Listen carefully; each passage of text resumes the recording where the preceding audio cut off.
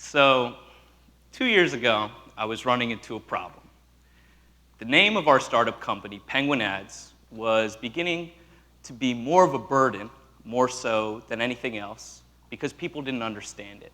It was confusing. And this is all understanding because our service, which was car advertising, bore absolutely no relationship with penguins. Penguin Ads was just a name I threw on it at the beginning because I thought it was catchy and I thought it was memorable. So I decided to roll with it. But as we continued to move forward, it was actually slowing our roll because when we would go out there and meet new people, they would always remember our name, but they could never remember what it is that we did. So essentially, it was the best, worst marketing ever. Now, I came to the realization that, okay, we absolutely had to change our name. And the more I thought about it, the more affixed I became to one name in particular, and that was Carvertise.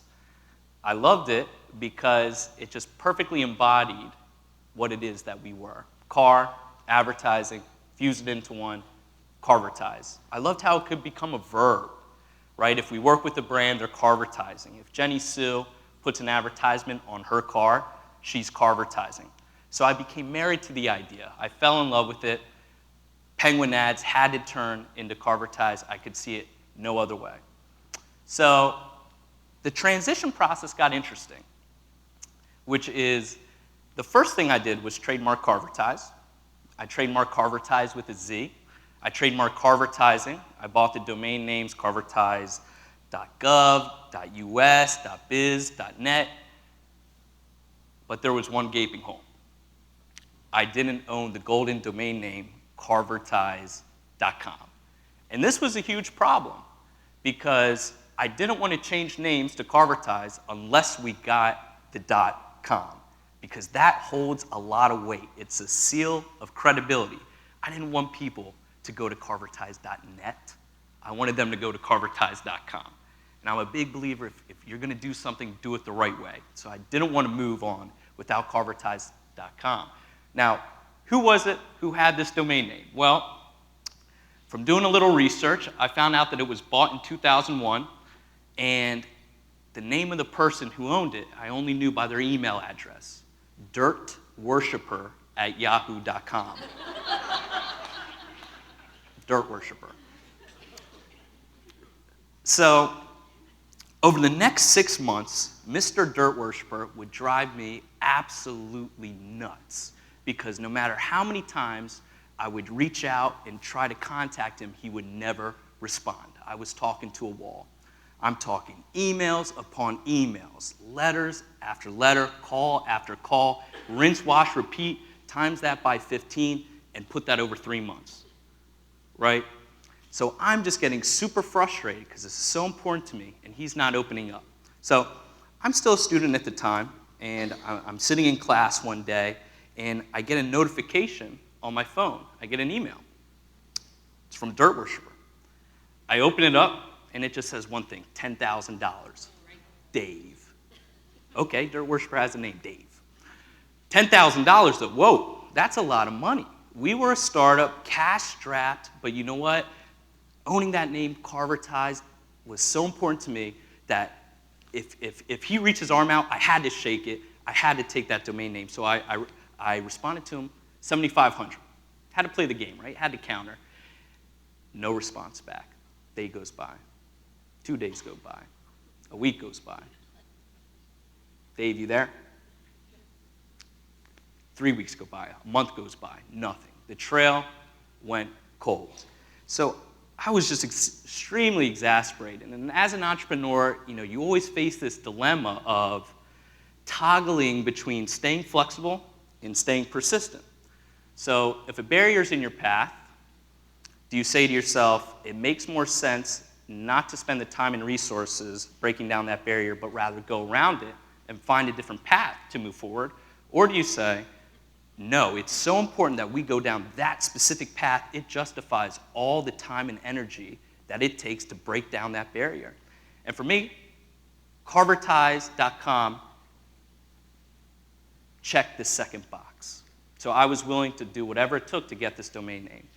So I'm having dinner with my mom one evening, and we're just chatting, and inevitably the woes of not owning Carvertise.com get thrown on the table, and I'm like, Mom, I'm thinking about just going down there and showing up on this guy's doorstep. I found out he lived in Cary, North Carolina for my research. I'm just going to pop up on his doorstep. He's not responding to my emails, my calls, my letters. My mom says, Mac, don't do that. That's crazy. You don't know this guy from Adam. You don't even know if that's really where he lives because he's never responded to you back from any of your letters. He might not be there. It's not safe. All very logical, right? Great points. But the way I looked at it is I would rather spend a day and a half being unfruitful just to have that small chance of winning, as opposed to spending a day and a half being productive and not owning Carvertise.com, right? I'm a get up off the couch, roll your sleeves up, go do it kind of guy. So I made up my mind right then and there. I'm going to go to Cary, North Carolina tomorrow, pay this guy a visit.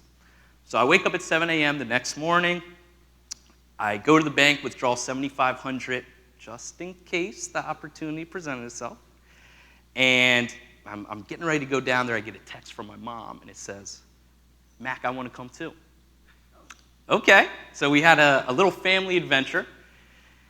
We hop in the car, and me and my mom take a trip down to Cary, North Carolina.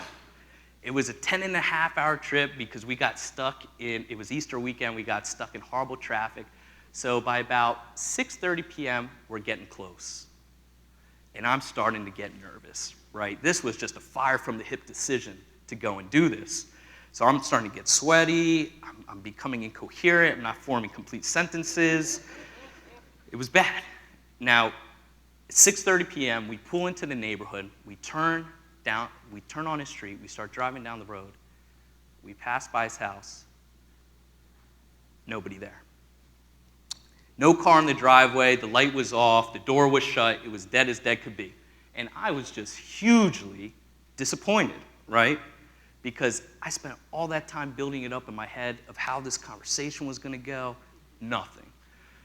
Whatever, wear it on the chin, roll with the punches, keep it moving, right? This was obviously the most likely outcome of what was going to happen.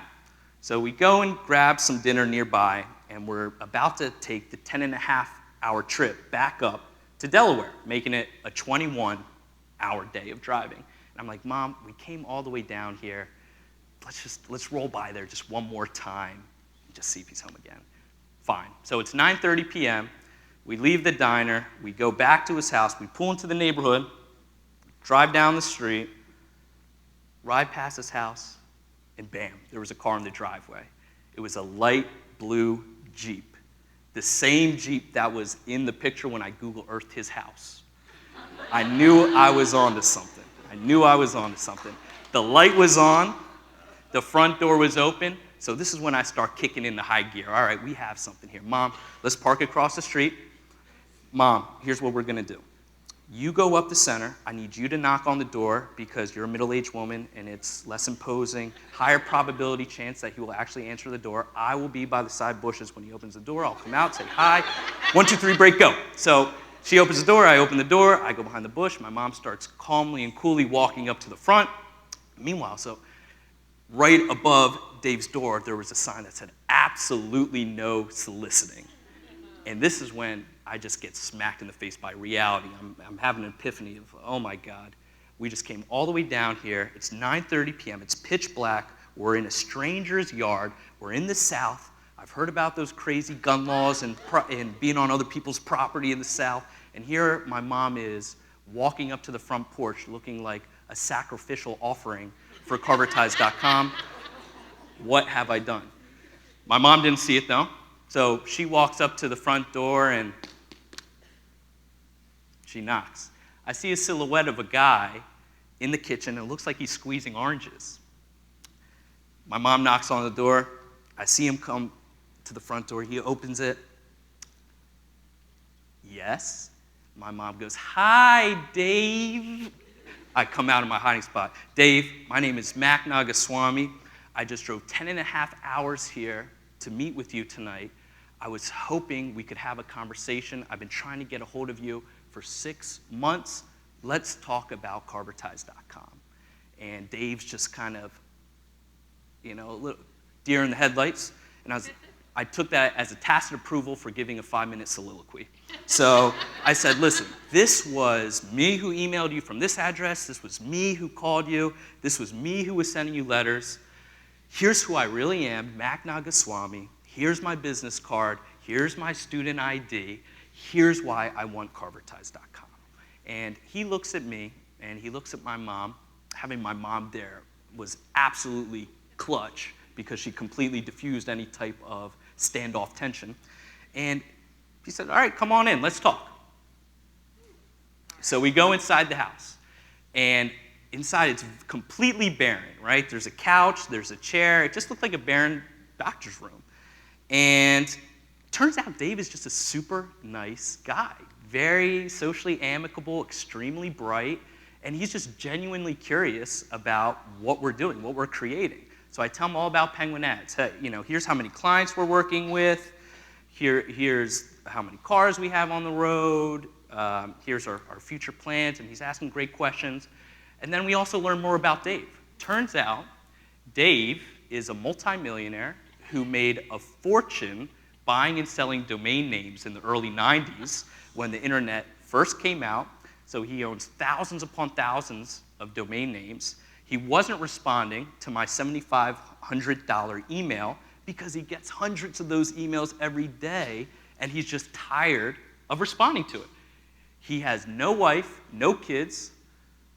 He lives by himself in a small little ranch house, and pretty much he does whatever he feels like doing that day, which at the time included mountain biking and not responding to my emails.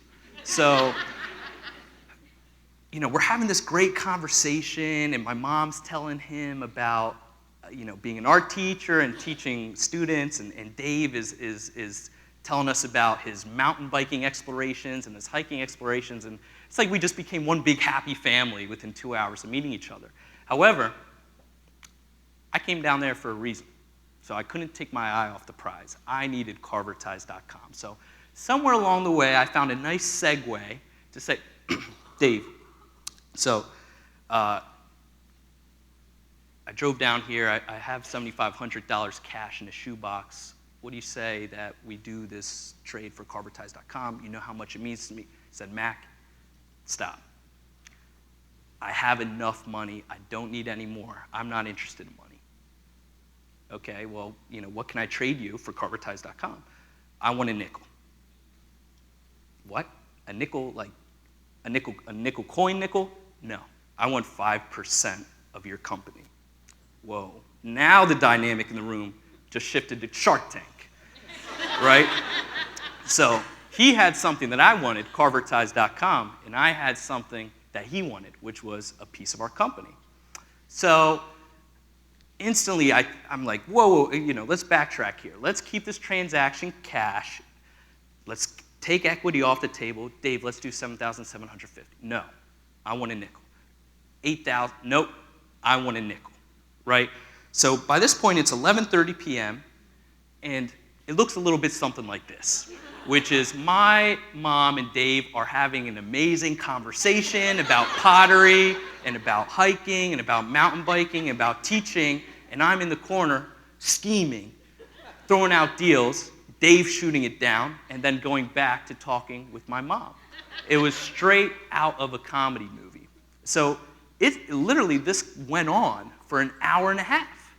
By this point, it's 12:30 a.m., my mom and Dave are having a great conversation about the meaning of life, and I'm over here trying to get this domain name without giving equity. But you know what? Dave was so doggone stuck on not receiving any type of cash, just equity. I became drained. I said, okay, I'm thinking to myself, we came down here. I need to get this domain name. He's stuck on a nickel, 5% of the company. If I am to give that to him, I need something more in return than just the .com, right? So I just thought, okay, 10,000 cash. That sounds pretty good is what I'm thinking in my head. So I said, Dave, I'll give you 5% equity. He stops talking to my mom. His body language turns. He looks right at me. I had his attention. I said, Dave, I'll give you 5% of the company if you give me Carvertise.com and 10,000 cash.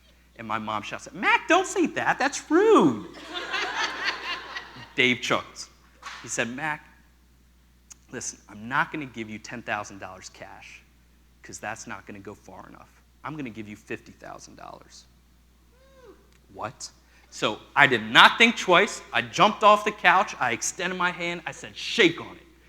He was a little taken aback by how I reacted to his counteroffer. But he shook my hand, and bam, there you have it. We locked up a deal at 2 a.m. on a Friday night, 4 hours after meeting Dirt Worshiper. I got Carvertise.com and a fat cherry on top, which was $50,000. Now, we still had to dot the I's and cross the T's, right? So we slept the night at a hotel nearby, and we showed back up the next morning at 8 a.m., knocked on the door, and Dave lets us in, sit down on the couch. He puts over Carvertise.com into my name, writes a check for $50,000, hands it over to me, and then, I'm thinking, we should probably get this in paper. So this is the contract that we signed before I left. And here it is right here. So let me read it to you. It says, as of 4/19/2014, Mac Nagaswami is giving Dave Butler 5% owner's equity of Penguin Ads in exchange for 1, ownership of the domain names, Carvertise.com and Carvertising.com, and 2, $50,000 paid immediately and effectively. And I had my mom check the box as a witness. So that was that. Now everything became legit. So we're packing up our bags, we're getting in the car, and before we leave, I'm like, hold on, Dave, we got to take a picture before we go back up there. So he's not a big picture guy, but I was like, Mom, take a picture. So this is us. So this was 10 minutes right after we signed the deal. That's Dave Butler. And me and my mom hop back in the car. We give ourselves a high five, go dream team. And I'm just thinking to myself, wow, I cannot believe that just happened. What are the chances, right? What are the chances? And there's no question about it. Luck was a tremendously huge factor in this equation, right? But then I also start thinking to myself, man, what if I didn't have that gut feeling? What if I didn't have that conviction to go down there to get this domain name, no matter what the probability of success was? What if I hadn't gone out on a limb and tried this radical tactic to get something I cared so much about? So, problem solving with logic, flexibility, pragmatism, those are all really great things. But sometimes you have to take all three of those things and just chuck it out the window and drive to Cary, North Carolina. Not because it's logical or it makes sense, but because you know in your gut that it's the right thing to do. Thank you.